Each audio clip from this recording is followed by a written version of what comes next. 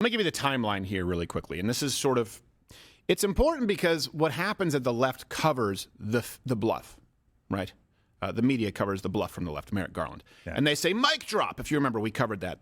I believe it was Friday. Remember that morning, that Thursday morning, they said Garland had no idea.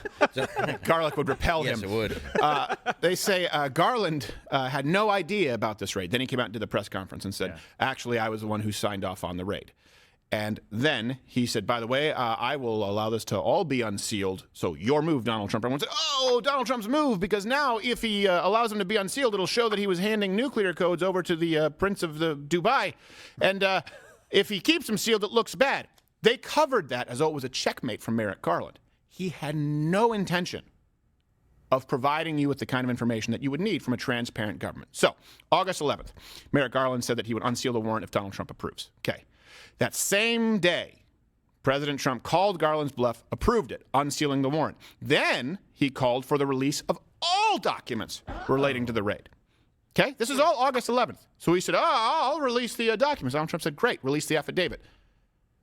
Okay, August 15th.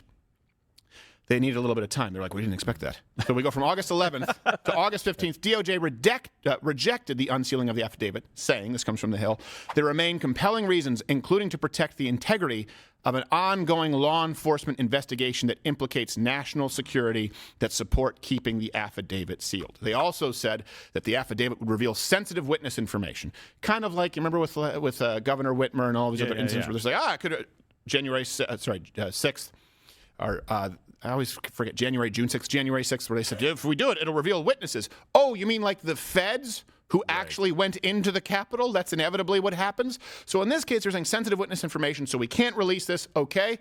Then they said, all right, look, we'll redact it. It was August 18th. Judge Reinhardt says, okay, the affidavit can be released and it can be redacted for security reasons. And then the DOJ still fought unsealing the affidavit on the grounds that redacting it would take too long.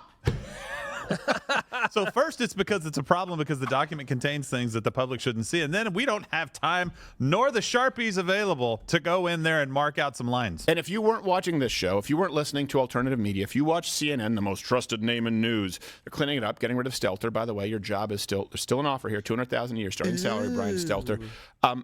You would just think it was Merrick Garland and Donald Trump not actually calling the bluff to release the information. Let's go again through it really quickly. All right, raid happens, okay?